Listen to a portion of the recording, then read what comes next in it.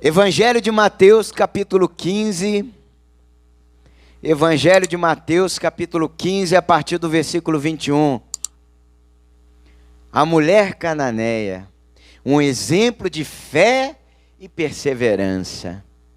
Partindo Jesus dali, retirou-se para os lados de Tiro e Sidom. E eis que uma mulher cananeia, que viera daquelas regiões, clamava: Senhor, filho de Davi, tem compaixão de mim. Minha filha está horrivelmente endemoniada. Ele, porém, não lhe respondeu palavra. E os seus discípulos, aproximando-se, rogaram-lhe: despede-a, pois vem clamando atrás de nós. Mas Jesus respondeu: não fui enviado, senão as ovelhas perdidas da casa de Israel.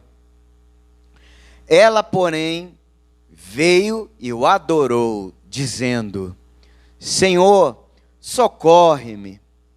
Então ele, respondendo, disse: não é bom tomar o pão dos filhos e lançá-lo aos cachorrinhos.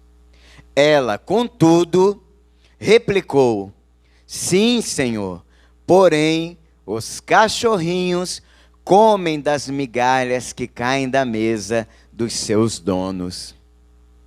Então lhe disse Jesus: ó mulher, grande é a tua fé, faça-se conforme tu queres. E desde aquele momento, sua filha ficou sã. Nada sabemos a respeito da mulher aqui mencionada, além do que acabamos de ler nesses versículos. Não sabemos o seu nome, sua história anterior, a maneira como foi levada a procurar nosso Senhor. Todavia, os poucos fatos relatados aqui acerca dessa mulher estão repletos de preciosas instruções. E nós iremos examinar isso à luz da graça de Deus. Inicialmente, vemos que a verdadeira fé, abençoados, pode às vezes ser encontrada onde nós menos esperamos. Uma mulher cananeia, ou seja, gentia, ela não era judia, ela era gentia. Clama a nosso Senhor, pedindo ajuda em favor da sua filha, como nós acabamos de ver aí, está no verso 22. Vamos reler? Senhor, filho de Davi, tem compaixão de mim. Essa mulher, ela era cananeia, como eu havia falado para vocês, estrangeira, não era judia, era gentia, ela não era judia. Mas note como ela identifica Jesus aqui, e como ela o chama, como ela se dirige a ele. Filho de Davi. Sabe o que significa isso, abençoados? Filho de Davi é título ou nome que os judeus ou israelitas davam ao Messias que esperavam. Ele seria descendente da casa de Davi e viria para ser rei como Davi tinha sido. Depois você examina também o Evangelho de Mateus, capítulo 21, verso 9, que trata a respeito da entrada triunfal de Jesus em Jerusalém. E nesse versículo diz que uma multidão, tanto a que o precedia quanto aquela que o seguia, clamavam, Hosana, filho de Davi. Bendito é aquele que vem em o nome do Senhor. Hosana nas maiores alturas. Essas são as palavras. Essas são as palavras que identificarão o advento do Messias, que já veio e na cruz do Calvário fez tudo que nós necessitávamos que ele fizesse a nosso favor. Você recebe isso? Mas voltando aqui, então você percebe que essa mulher, mesmo cananeia, mesmo sendo estrangeira, mesmo não professando a mesma fé que os judeus, ela já havia ouvido falar de Jesus. E até provas bíblicas a respeito disso. Mateus aqui não relata, mas se você for ler o Evangelho de Marcos, capítulo 7, no versículo 25, está escrito lá que ela tinha ouvido falar a respeito dele, a respeito de Jesus. E eu acredito que não só do que Jesus fazia, porque a fama de Jesus, né, percorria não só toda a Judéia, mas já havia ultrapassado diversas fronteiras, como relata também Mateus, capítulo 4, a partir ali do versículo 23. Então ela já tinha ouvido falar a respeito de Jesus. Não só que Jesus curava as pessoas, expulsava demônios, purificava leprosos, enfim, como ele também era o filho de Davi, que é o título do Messias tanto esperado pelos judeus. E mais, segunda coisa aqui que eu percebo nesse verso 2, um segundo ponto aqui que a gente tem que levar em consideração, é o apelo que ela faz à compaixão de Cristo. Afinal, ela estava ciente da sua posição naquele momento e com quem estava lidando. Com quem estava lidando. E como a misericórdia do Senhor, ela não tem fim, como diz Lamentações capítulo 3, a partir do versículo 2, renovam-se a cada manhã. No final, nós já sabemos, nós já lemos o texto, Jesus usou de misericórdia para com ela.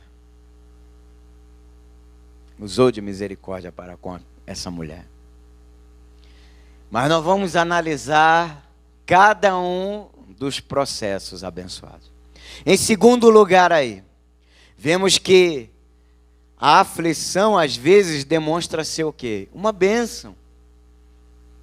Uma bênção. Uma bênção para a alma de uma pessoa.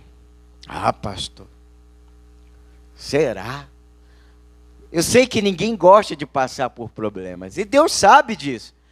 Mas às vezes os problemas se fazem necessários para nos aproximar de Cristo, abençoados. Tudo indica que a menina ficou em casa sozinha, o que não era aconselhável, mas o que ela podia fazer?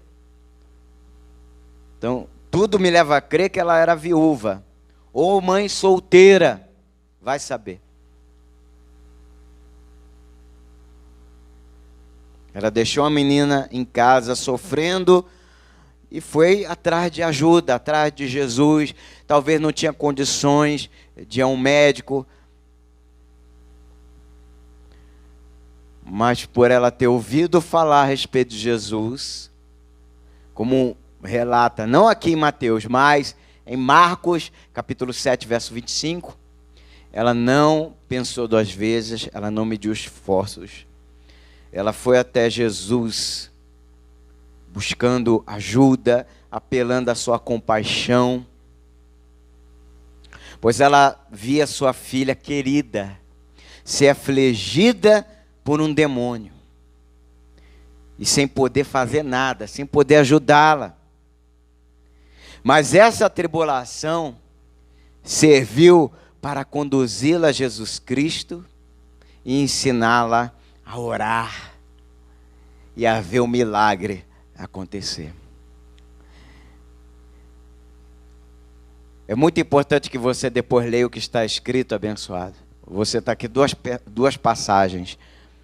Eu vou citar aqui duas passagens que sustentam isso. Sustentam isso. Que a aflição, às vezes, demonstra ser uma bênção para a alma de uma pessoa. Que passagens são essas? Salmo 119, verso 71, que diz... Salmo 119, versículo 71.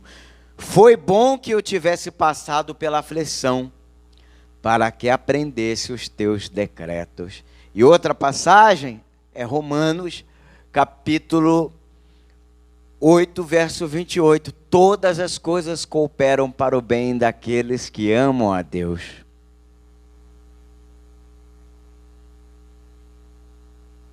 Quer mais uma? Eu cito mais uma. Evangelho de João 16:33. Nesse mundo passais por aflições, mas nem tudo está perdido. Tenha bom ânimo, eu venci o mundo. Eu venci o mundo. É melhor sermos afligidos e corrermos para os braços de Cristo, tal como a mulher cananeia, do que vivermos tranquilamente e por fim morrermos sem Cristo e sem esperança, como o louco homem rico de Lucas capítulo 12. Você já leu? Lucas capítulo 12, leia o verso 20. Deus fala assim para ele: louco,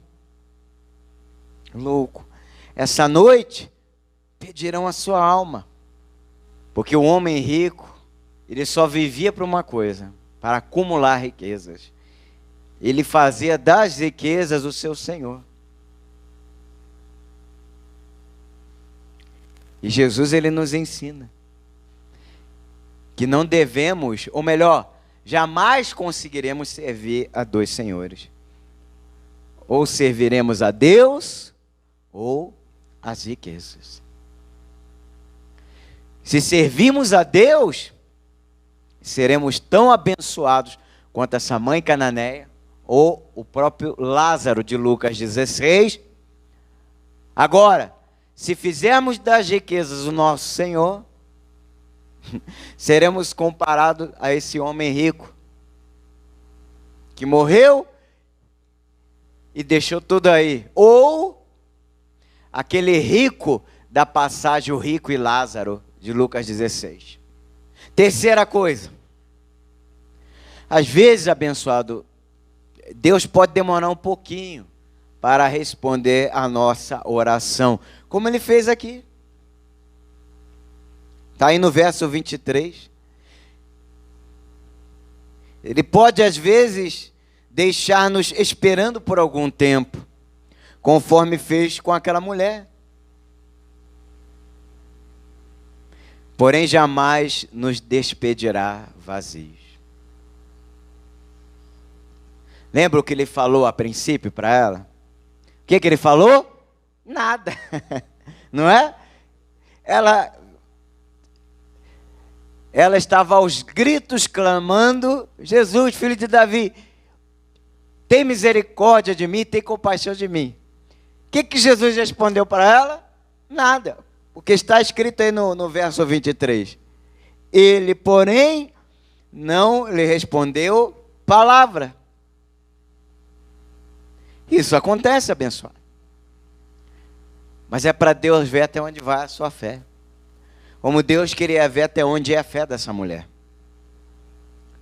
Você já percebeu que as coisas que nós recebemos de mão beijada, nós não damos o devido valor? É sempre assim. É sempre assim. Quando a coisa cai no nosso colo, se a gente fazer um mínimo esforço, a gente que bonitinho. Eu queria tanto isso. mas logo depois despreza e parte para outras coisas. E não são poucos aqueles que fazem isso com o próprio Deus.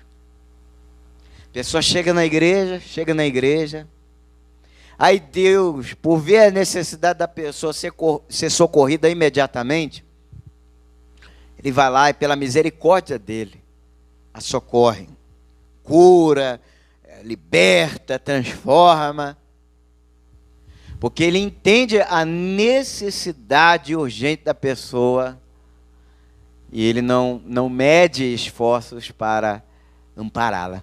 Mas o que acontece, eu não vou dizer todas as vezes, mas na maioria das vezes, a pessoa ela percebe que conseguiu tudo o que precisava, aí depois se acomoda, não vem mais à igreja como vinha antes, não ora mais como orava antes, não ouve mais a palavra como ouvia antes. O amor, aquele primeiro amor que a trouxe para a igreja, vai esfriando.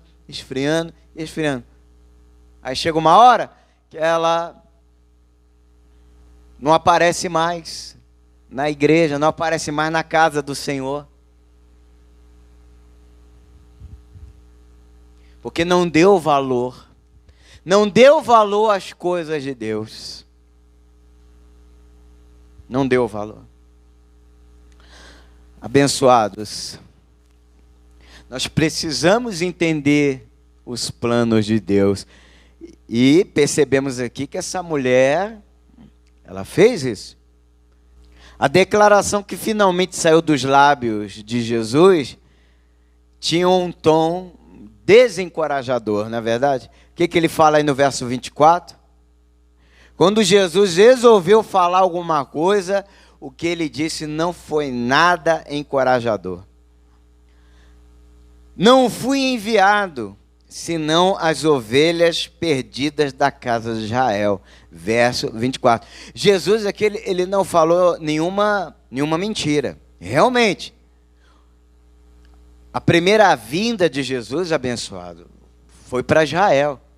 A princípio, a missão pessoal do Senhor Jesus limitava-se ao mundo judaico. Então, ele não falou ali nenhuma mentira. Mesmo assim, é isso que chama a minha atenção aqui nessa passagem. Mesmo assim, ela ouvindo isso, não foi suficiente para fazê-la desistir. Ela insistiu na sua oração, no seu clamor, em buscar em Jesus aquilo que ela precisava, não só para ela, mas principalmente para sua filha. Senhor, socorre-me. Está aí no verso 25. Senhor, socorre-me. E qual foi a segunda declaração do Senhor? Menos encorajadora ainda do que a primeira. O que ele falou? Está aí no verso 26, ó. Não é bom tomar o pão dos filhos e lançá-lo aos cachorrinhos. Jesus aqui não está ofendendo-a. Ele não quis ofender a mulher. Jesus está apresentando aqui, abençoados, uma ilustração. Querendo dizer o quê? Que as crianças precisam ser alimentadas antes dos cãezinhos de estimação. Dos cãezinhos de estimação. O povo judeu, ele tinha prioridade. Tem duas passagens aí que vão ajudar você a entender isso. Uma é Êxodo, capítulo 4, verso 22, que Deus fala, Israel é o meu primogênito. E a outra passagem, que eu vou ler para vocês aqui, é de Romanos, capítulo 1, versículo 16, o apóstolo Paulo relata o seguinte, Romanos, capítulo 1, verso 16. Pois não me envergonho do evangelho, porque é o poder de Deus para a salvação de todo aquele que crê. Agora presta atenção, ó. Primeiro do judeu, Jesus veio primeiro para quem? O judeu. E também do grego, ou seja, o grego aqui representa toda a nação gentia. Toda a nação gentia.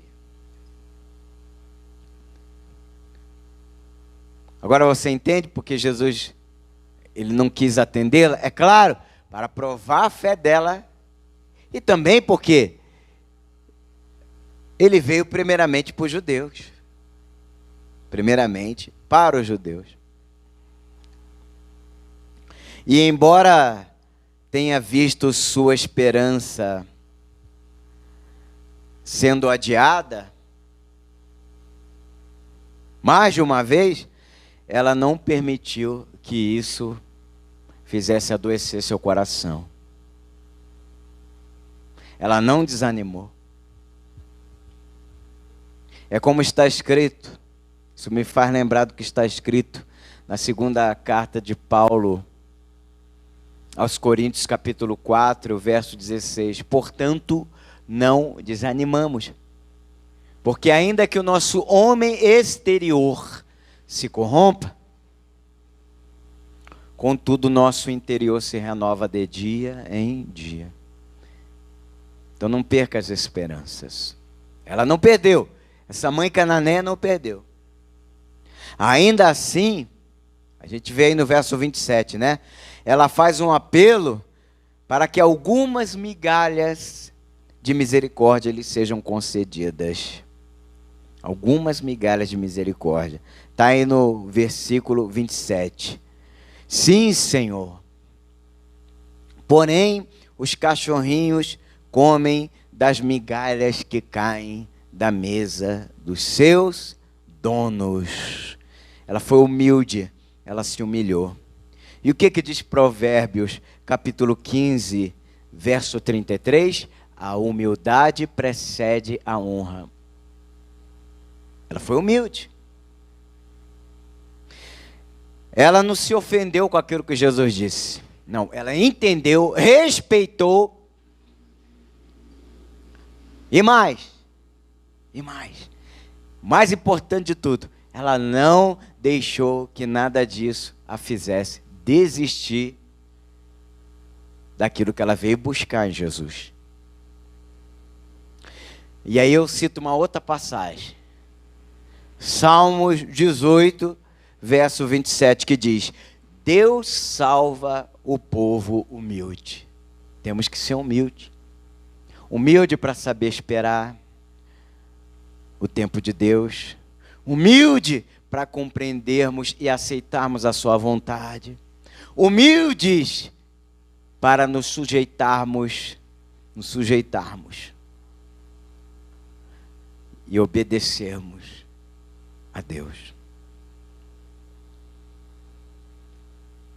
Sua insistência finalmente obtém uma recompensa graciosa.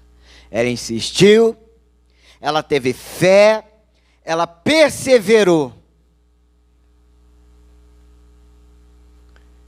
E o que Jesus respondeu para ela no final? Ó mulher, grande é a tua fé. Faça-se contigo como queres. Quando ela chegou em casa, ela deparou com o quê?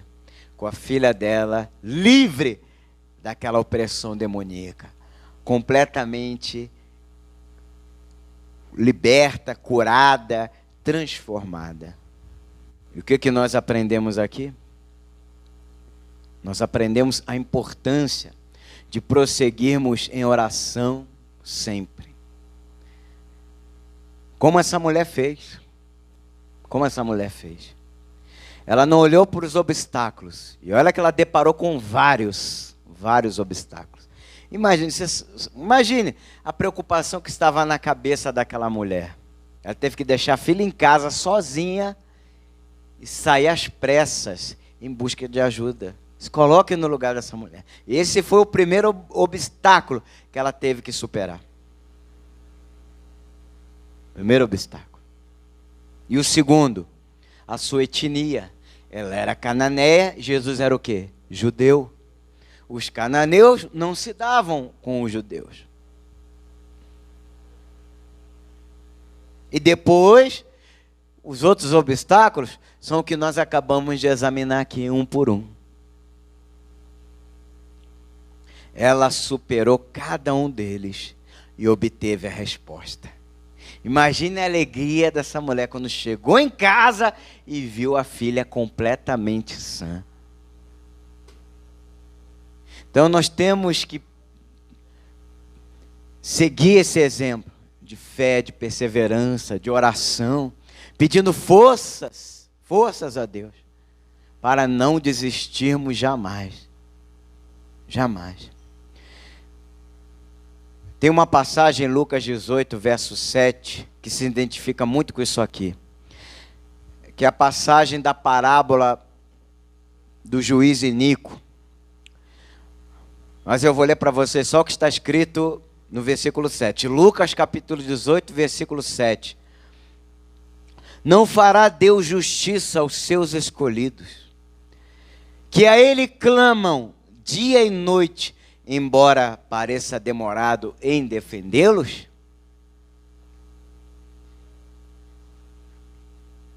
Segunda coisa que precisamos também entender aqui. Nós necessitamos da graça de Deus para enfrentar as provações dessa vida. Você vê que essa mulher não tentou resolver o problema dela sozinha. Ela foi buscar ajuda. E é a melhor de todas as ajudas que existe, que é Deus. Lembra do que Jesus falou? Está em Lucas, também capítulo 18, só que agora no verso 27. O que for impossível para os homens, é possível para Deus. Não desista da graça de Deus.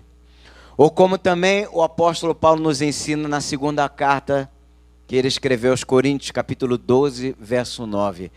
A minha graça te basta. Jesus falou para ele. Quando Paulo estava passando um momento difícil, quando ele estava sofrendo com o espinho na carne, e ele por 3 vezes clamou ao Senhor que retirasse aquele espinho da sua carne. O que Jesus respondeu para ele? A minha graça te basta, porque o meu poder se aperfeiçoa na fraqueza. Não importa a sua condição, seja física, espiritual, social, financeira, se você crê em Jesus com uma fé, ainda que seja do tamanho de um grão de mostarda, ela vai ser mais do que suficiente para mudar a tua vida para melhor.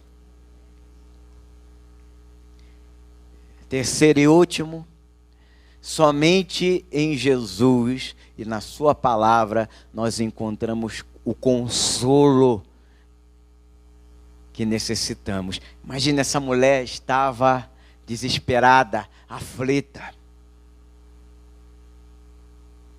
estava aos prantos, mas Jesus por fim a consolou definitivamente. Pode parecer que estamos orando em vão e intercedendo sem qualquer proveito. Não pense assim. E não desista jamais. Diga para quem está do teu lado isso. Não desista, abençoado. Confiemos que Jesus não muda. Ele não mudou. Ele é o mesmo. Ele é o mesmo.